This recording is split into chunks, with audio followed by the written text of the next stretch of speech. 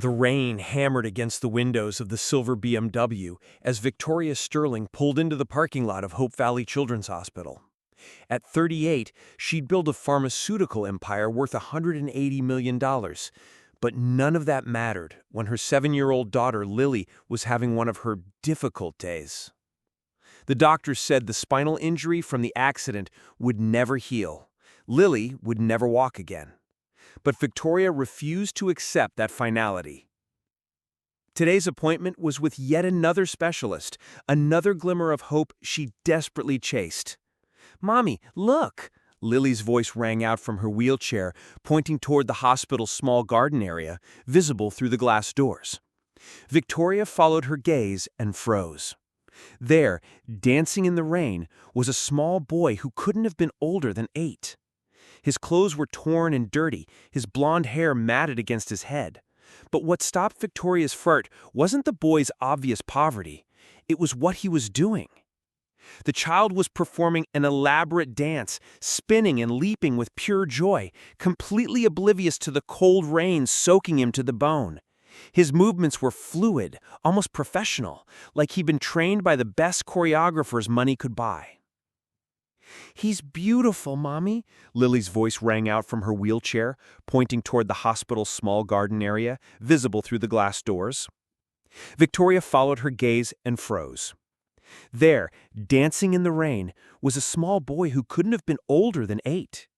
His clothes were torn and dirty, his blonde hair matted against his head.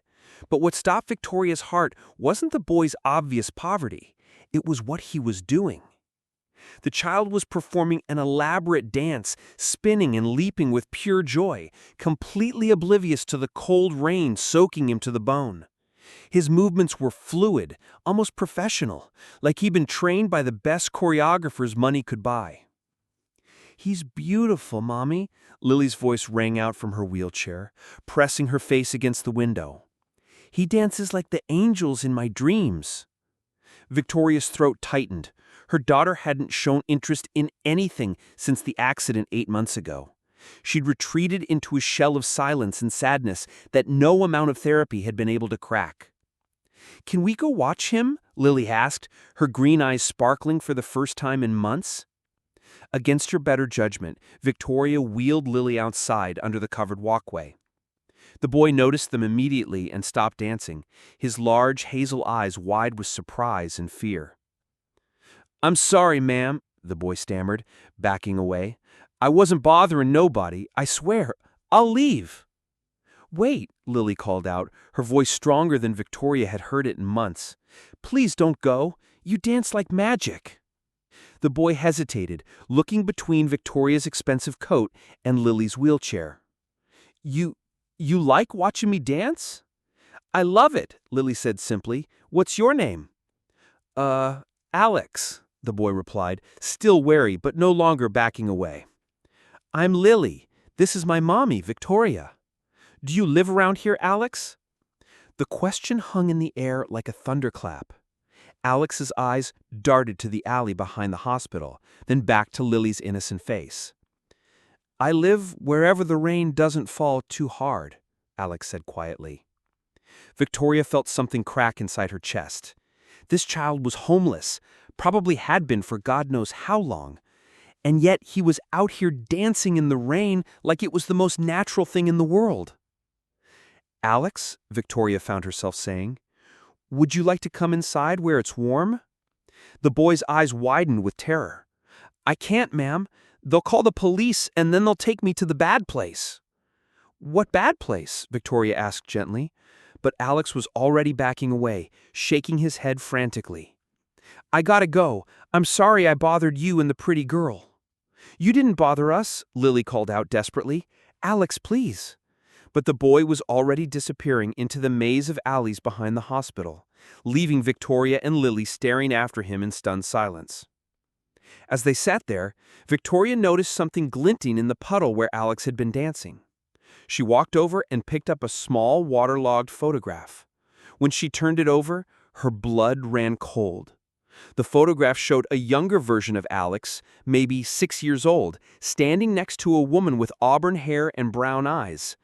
eyes that looked exactly like Victoria's own.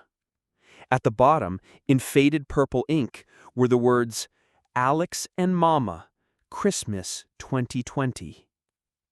Victoria's hands began to shake as she stared at the photo because the woman in the picture looked exactly like someone she thought she'd never see again, someone who was supposed to be dead. Victoria stared at the photograph until her eyes burned. The woman's face was unmistakable. Diana Martinez, her college roommate, the woman whose funeral she'd attended 9 years ago. But the date on the photo said Christmas 2020, 2 years after her supposed death. The rain had stopped, but Victoria's mind was still caught in a storm. She walked to her penthouse window and looked out at the Seattle skyline, the city lights blurring through her unshed tears. Lily had finally fallen asleep after hours of talking about the magical dancing boy. It was the first time since her accident that she'd shown genuine excitement about anything. But now, holding this impossible photograph, Victoria felt her carefully constructed world beginning to crumble. Diana Martinez, the woman she'd loved with the desperate intensity of youth, the woman she'd let society convince her wasn't suitable for a Sterling. The woman who'd walked away from her with tears in her eyes and dignity intact. She'd been 26 then, fresh out of medical school, heir to a pharmaceutical fortune, and drunk on her own potential. Diana had been 24, a dance instructor, working 3 jobs to afford her tiny Boston apartment. They'd met at a community center, where Diana taught free dance classes to underprivileged children. For 3 years, they'd been inseparable. Victoria had loved her with the reckless abandon of someone who'd never truly been denied anything. She'd planned to propose, had bought a ring, had imagined a future filled with Diana's laughter and grace.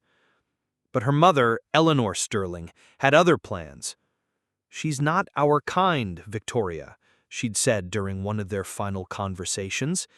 "Think about board meetings, charity galas, family photographs in the society pages.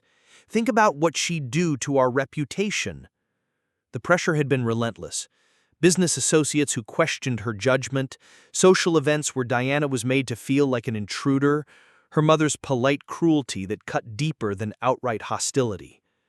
Finally, Diana had made the choice for both of them. "I can't watch you choose between me and everything you've been groomed for," she'd said that rainy October morning. "We both know what you'll pick eventually. I'm just saving us both the heartbreak." She'd left that day, and Victoria had let her go, telling herself it was for the best. Within 6 months, she'd thrown herself into work, building her empire brick by brick, telling herself she'd made the mature choice. 6 years later, Diana's sister had called with the news. Car accident, rainy night. She'd been driving alone, they said, no other family.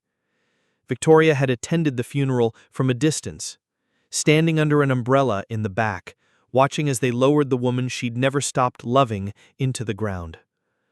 Now she reached for her phone and called Detective Maria Santos, an old friend who'd helped her with corporate security issues over the years.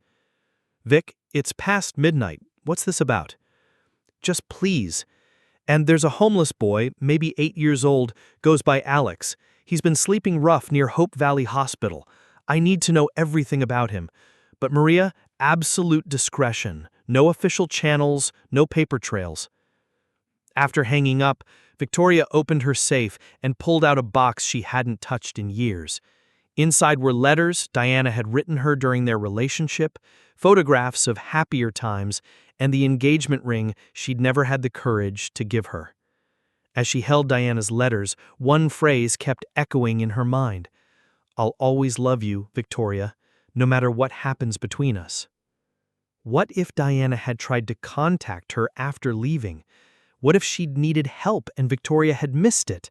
What if the boy dancing in the rain was somehow connected to her? By dawn, Victoria had found nothing concrete, but the photograph remained, tangible proof that everything she thought she knew about the past was a lie. When Victoria arrived at Chen's Noodle House the next morning with a bag of warm breakfast buns and hot tea, Alex was already awake.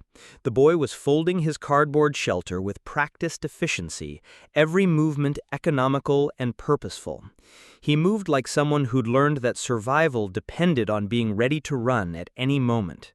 "Alex?" Victoria called softly, approaching with her hands visible and non-threatening. The boy spun around, instantly alert, muscles coiled for flight. When he recognized Victoria, confusion flickered across his features. "Miss Victoria? Is Lily okay? Did something happen to her?" The genuine concern in Alex's voice caught Victoria off guard. This child, who had nothing, was worried about someone else's well-being? "She's fine. She wanted me to invite you for breakfast. She's been asking about you since she woke up." Alex's eyes narrowed with the hard-earned suspicion of someone far too young to be so cynical. "Rich people don't eat breakfast with street kids. What do you really want?" Victoria knelt down, bringing herself to Alex's eye level. "Lily hasn't smiled like she did yesterday since her accident 8 months ago. You gave her something I thought was lost forever. I want to understand how." "I just danced," Alex said defensively. "I wasn't doing nothing wrong." "I know. Lily sees something special in you, and so do I. Would you consider coming to our house just for breakfast? No strings attached." For the next 30 minutes, Victoria watched as Alex wrestled with the decision. The boy was clearly hungry. His thin frame and hollow cheeks told that story. But he was also terrified of trusting adults. "If I come," Alex said finally, his voice small but firm, "and you try to call those government people, I'll run. I'm really fast, and I know places they'll never find me." "No government people," Victoria promised solemnly. "Just breakfast with Lily." The drive to Victoria's penthouse in downtown Seattle was tense, with Alex pressed against the car door as if ready to escape at any moment. When they arrived at the luxury building, Alex's breath caught audibly. "You live here?" he whispered, staring at the gleaming tower. "It's just a home," Victoria said gently. "What makes it special is the people inside." Lily was waiting in the living room, practically vibrating with excitement. The moment Alex stepped through the door, her face lit up like Christmas morning.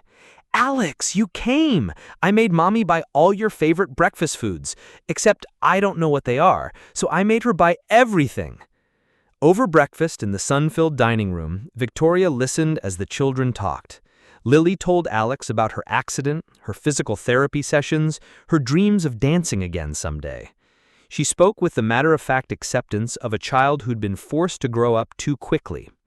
Alex shared stories of life on the streets, which convenience stores had the cleanest bathrooms, which restaurants threw away the best food, how to stay warm when it rained. He spoke like a survival expert, which Victoria realized with growing horror he essentially was. "Where's your family, Alex?" Lily asked with the directness only children possess. Alex's face shuddered, all warmth disappearing. "Gone. It's just me now." "What about your mama and papa?" "Mama got sick in her head," Alex said quietly, staring at his plate. "She'd forget things, forget who I was sometimes. She'd look at me like I was a stranger. One day she forgot so much she forgot to come home." Victoria felt something cold and sharp settle in her stomach. "Alex, what was your mama's name?" The boy hesitated, glancing between Victoria and Lily, as if trying to gauge whether this information was safe to share. Finally, he whispered, "Diana. Diana Martinez. She used to be a dancer before I was born." The chopstick slipped from Victoria's hand, clattering against her plate with a sound that seemed to echo through the suddenly silent room. Over the next week, Alex became a constant presence in the Sterling household. Victoria had convinced him to stay temporarily while they figured out his situation, though she could see the boy remained ready to bolt at the first sign of trouble. Alex slept in the guest room but kept his few possessions in a backpack by the door. What amazed Victoria was the complete transformation in Lily. Her daughter, who had barely spoken above a whisper since her accident, was now laughing, planning elaborate games, and insisting that Alex teach her to dance from her wheelchair. "It's all about the arms and the feeling," Alex explained patiently, demonstrating graceful movements that Lily could copy from her chair. "Dancing isn't about legs, it's about heart. My mama taught me that. She said, the angels don't have legs either, but they're the best dancers in heaven." Victoria watched from the doorway as her daughter attempted the fluid arm movements Alex showed her. For the first time in months, Lily looked like a child again instead of a tiny patient. But Alex remained guarded around Victoria. The boy was polite, grateful for the food and shelter, but there was an invisible wall between them that Victoria couldn't breach. "He doesn't trust grown-ups," Lily explained during one of their mother-daughter talks. "He says they always leave or lie or call the mean people. But he trusts me because I'm like him." "How are you like him?" "We're both broken," she said matter-of-factly. "But we're broken in different ways. So when we're together, the broken parts don't matter so much." That afternoon, Victoria made a decision that would change everything. She called her lawyer, her private investigator, and her head of security, giving them all the same instruction: find out everything possible about Diana Martinez's life after she supposedly died. It was Mrs. Chen from the Noodle House who provided the first real breakthrough. "That boy, he's good child," she told Victoria. "Very polite, very grateful. His mama, she bring him here 3 years ago. Very sick woman, very sad. Beautiful once, I think, but the sickness, it take everything from her." "What kind of sickness?" Mrs. Chen tapped her temple. "Her mind. She forget things, get confused. Sometimes she not remember the boy at all. She looked at him like stranger. Break my heart watching that little one tried to help his mama remember him." "What happened to her?" "She collapsed here one day right there by the counter. Ambulance take her away. Boy try to follow, but they say he not family, cannot come. They ask for papers, birth certificates, but he just small child with nothing. He been on street ever since, waiting for her to come back." Dr. Jennifer Walsh, Hope Valley's chief administrator, pulled out a thick file with obvious reluctance. "Miss Sterling, what I'm about to share with you is highly confidential medical information. The only reason I'm sharing it at all is because of your substantial contributions to this hospital. I understand the sensitivity. Please just tell me what happened to Diana Martinez." Dr. Walsh opened the file. "She was admitted 2 years ago with severe early-onset dementia, complicated by what appeared to be drug-induced psychosis. When she arrived, she was in an advanced state of confusion and had no identification. She kept asking for someone named Victoria, saying she needed to find her before she forgot everything important." Victoria's chest tightened. "What did she exactly say?"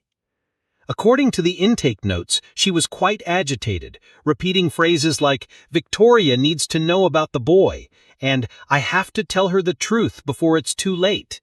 She mentioned having a son, but when social services investigated, they found no record of any children." "Where is she now?" Dr. Walsh's expression grew somber. "Miss Sterling, Diana Martinez died 8 months ago. The dementia progressed rapidly. In her final weeks, she kept asking about her little dancer and someone named Victoria who would take care of everything when the time came."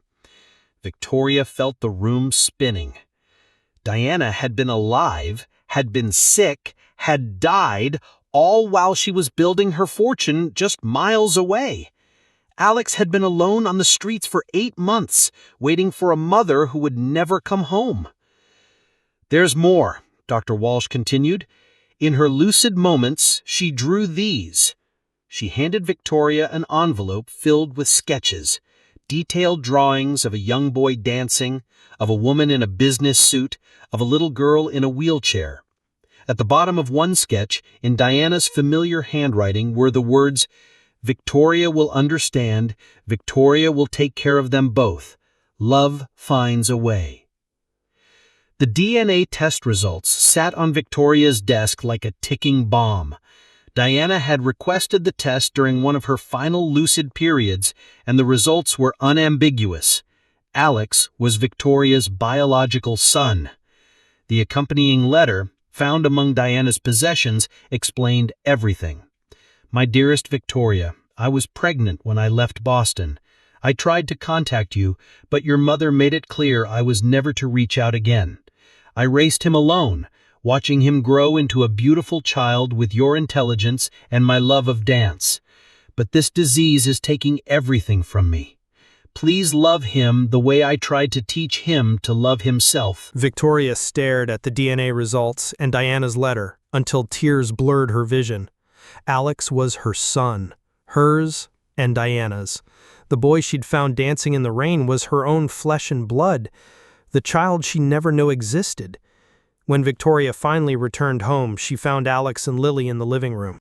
Lily was in her wheelchair, and Alex was teaching her a complex routine that involved both arm movements and chair spins. They were both laughing, completely absorbed in their shared joy. "Mommy," Lily called out when she saw her, "look what Alex taught me. It's called a butterfly dance, because even if you can't fly, you can still be beautiful." Alex looked up, and for the first time, Victoria saw past the boy's carefully maintained defenses. She saw Diana's grace, her own determination, and something undefinably familiar in his movements. "Alex? Lily," Victoria said, her voice thick with emotion. "I need to tell you both something very important." Alex instantly went rigid, that familiar wariness returning. Are you sending me away?" "No, my dear, I'm never sending you away again." The endearment hung in the air, and Alex's eyes widened with dawning understanding. "Alex," Victoria continued, kneeling down to the boy's level, "your mama and I loved each other very much a long time ago, before you were born. She wrote me a letter before she died, and she wanted me to tell you that you are my child, my biological child." Alex stared at her for a long moment, processing this revelation. You mean you're my mama? My real mama?" "Yes, and I'm sorry it took so long for us to find each other." Lily let out a whoop of joy. "I knew it! I told you we were meant to be together." But Alex remained very still, studying Victoria's face with an intensity that was both heartbreaking and wise beyond his years. "If you're my mama, why didn't you come looking for me when my other mama got sick?" The question pierced Victoria's heart. "Because I didn't know you existed, sweetheart.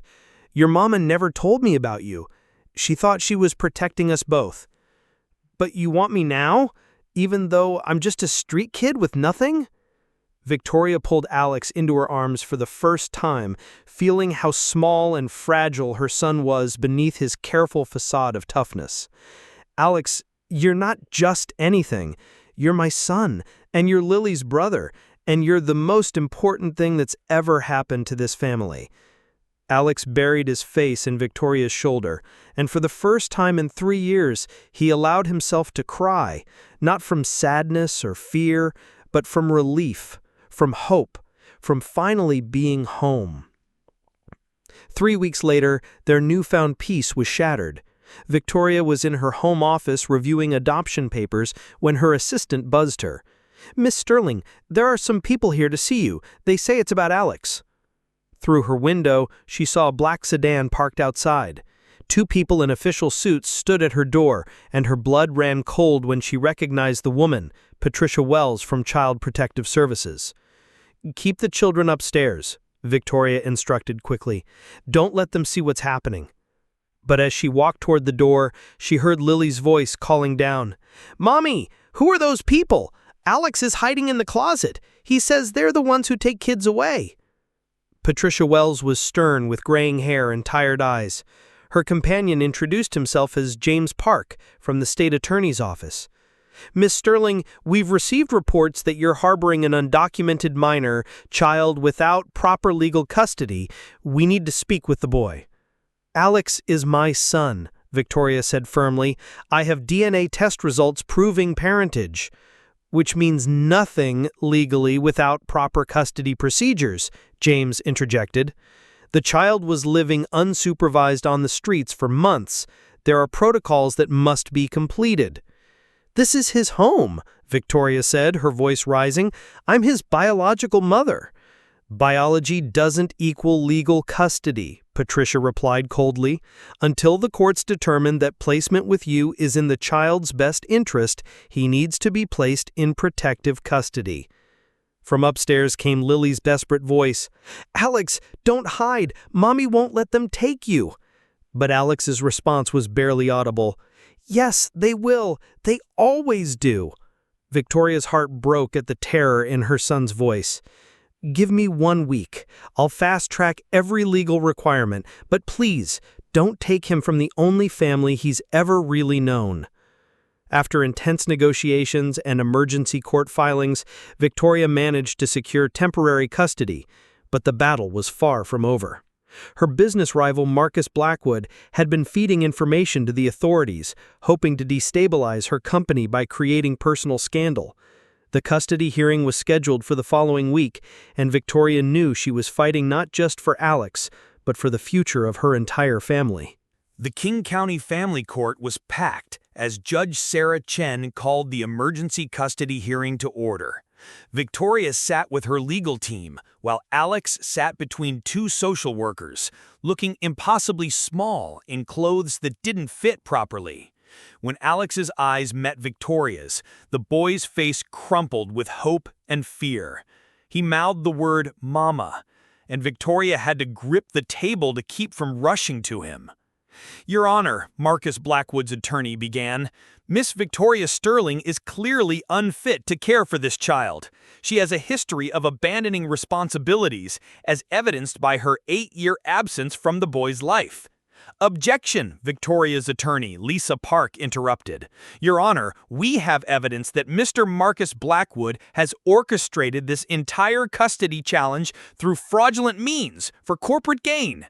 Judge Chen raised an eyebrow. Explain? Lisa activated the courtroom's display system, showing recorded phone conversations between Marcus and a disgruntled former Sterling Pharmaceuticals employee. Marcus's voice filled the courtroom. Keep feeding me information about the kid. If we can make Victoria look unstable, unfit to be a parent, the board will have no choice but to remove her as CEO. The courtroom erupted in murmurs. Alex looked confused, but his social worker was whispering explanations that made his eyes widen with understanding. Furthermore, Lisa continued, we have evidence that Mr. Blackwood has been working with certain individuals to fabricate concerns about the child's welfare. She presented bank records showing suspicious payments coinciding with CPS reports. The final testimony came from Dr. Walsh, who presented Diana's medical records and drawings, proving that Diana had specifically requested Victoria care for Alex before her death. Judge Chen reviewed the evidence for what felt like hours, while Alex sat rigid in his chair, occasionally glancing at Victoria with eyes that held too much hope. Finally, the judge spoke. In 25 years on this bench, I have rarely seen such a clear case of system manipulation. The custody order removing Alex Sterling from his mother's care is hereby reversed immediately. Alex's head snapped up, his eyes wide with disbelief. Furthermore, Judge Chen continued, I'm ordering an immediate investigation into Mr. Blackwood's actions. As the gavel fell, Alex broke free from his social workers and ran across the courtroom into Victoria's arms. Mother and son collided with desperate intensity, both sobbing with relief. Mama, you came for me. I knew you would. I will always come for you. Always. You're my son, and nothing will ever separate us again. 6 months later, the Sterling family had found their rhythm. Alex was thriving in school, his natural intelligence and creativity blossoming now that he felt secure. Lily had regained much of her strength through physical therapy and was learning to navigate the world with confidence and joy. Victoria had converted one of the penthouse rooms into a proper dance studio where Alex and Lily practiced together daily. Their routines had become increasingly sophisticated, combining Alex's fluid grace with Lily's precise chair choreography. "We've been invited to perform at the Children's Hospital Charity Gala," Lily announced excitedly one evening. "The one where you first saw Alex dancing." Victoria watched her children practice their routine, a beautiful piece Alex had choreographed called Finding Home. The dance told the story of two souls, different but complementary, finding strength in their connection. As they moved together, Victoria was struck by how much they'd all grown. Alex had gained weight and height, his hollow cheeks filling out with proper nutrition and care. But more importantly, the wariness in his eyes had been replaced by the confident sparkle of a child who knew he was loved unconditionally. Lily had transformed as well. The accident that had seemed to dim her light had instead taught her resilience. She moved through the world now with purpose and grace, her wheelchair not a limitation, but simply part of who she was. "Mama," Alex said, breaking away from the routine to take Victoria's hand, "do you think my other mama can see us now?" Victoria knelt down, looking into eyes that held Diana's warmth and depth. "I think she's been watching over us all along, sweetheart. I think she's the reason we found each other."